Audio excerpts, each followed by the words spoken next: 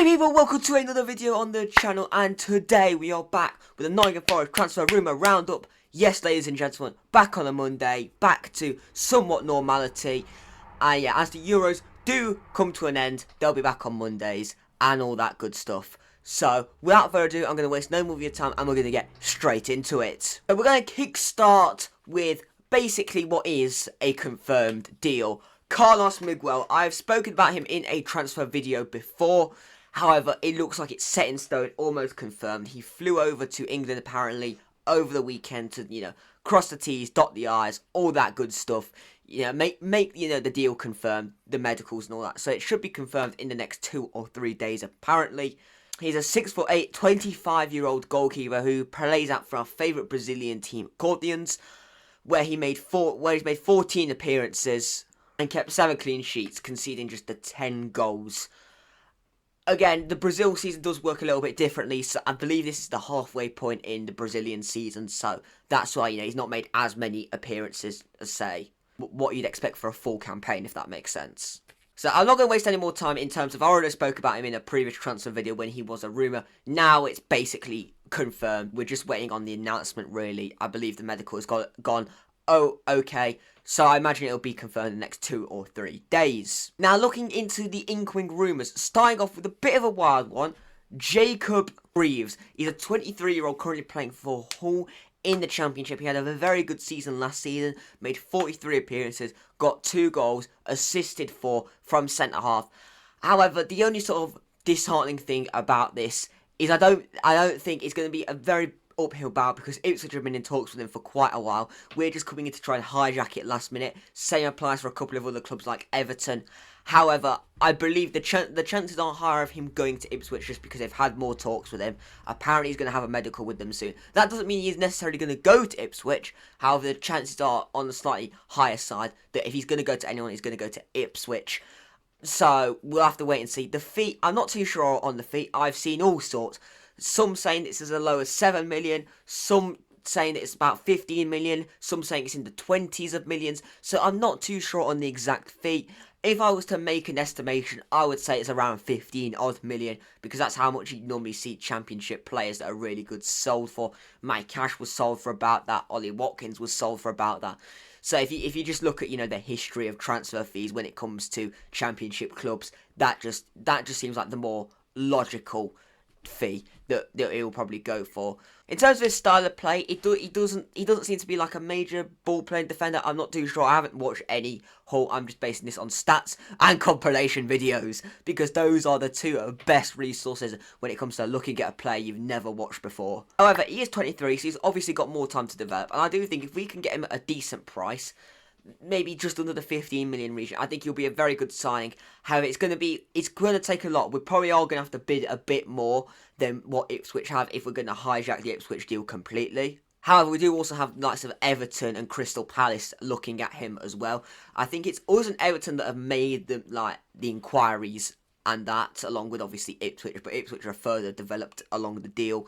So I think it's going to be one of us three that does get him. Again, I do think it'll be Ipswich just because they've had more talks with him, etc. However, it's not over until he's holding the Ipswich shirt up and it's confirmed by Ipswich. So we'll have to wait and see how it does play out over the next couple of weeks though. Right, the next player is Maxi Oro. He's currently playing out at Copa America. He's currently playing for Toluca in Mexico. Now, this is an interesting one because he's mainly a left-back for, his club. But when he plays for his country, as we've seen at Copa America, he's played as a left winger. His numbers at Copa America and his performances have been very, very good. He's got 2 goals and 1 assist in the 4 Copa American games so far. And Uruguay are progressing. They just beat Brazil on penalties as well.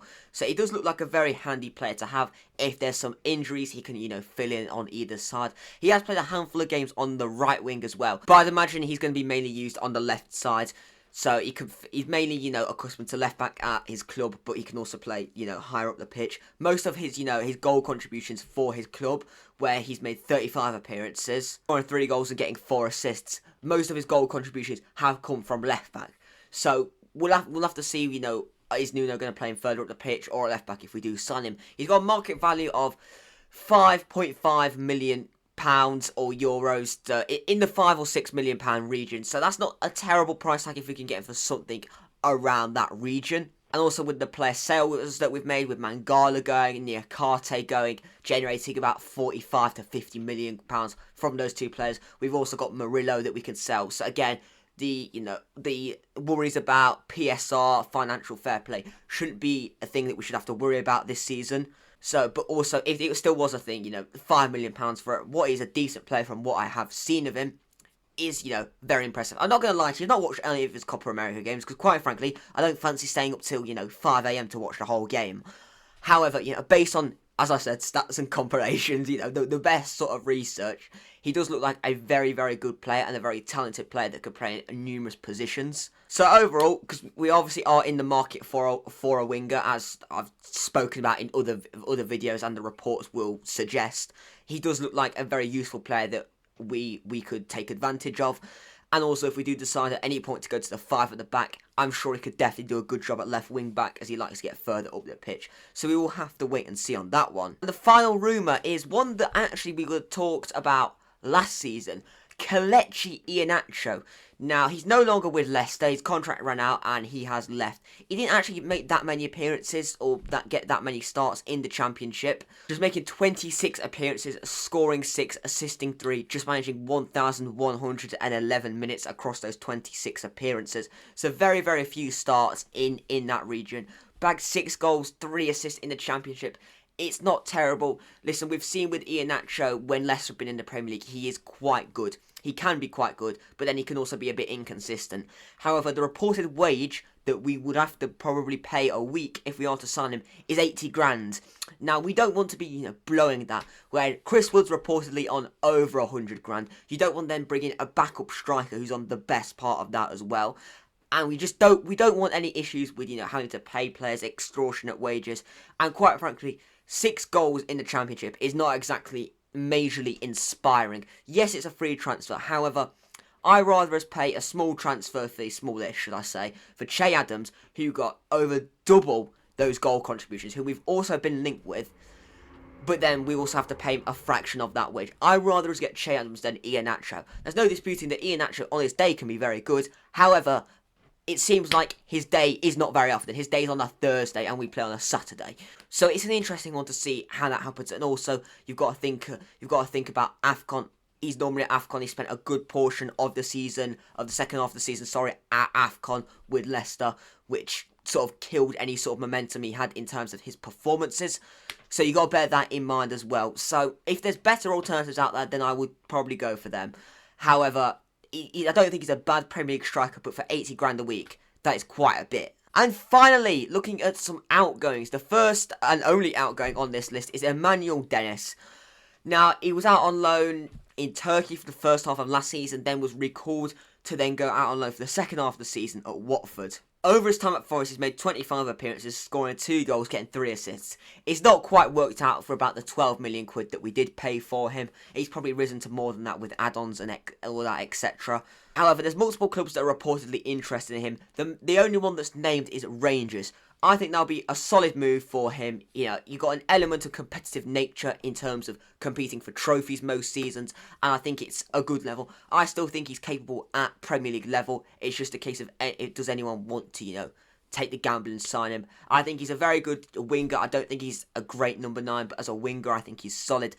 I just don't think he deserves or is better than Hudson-Odoi or Elanga.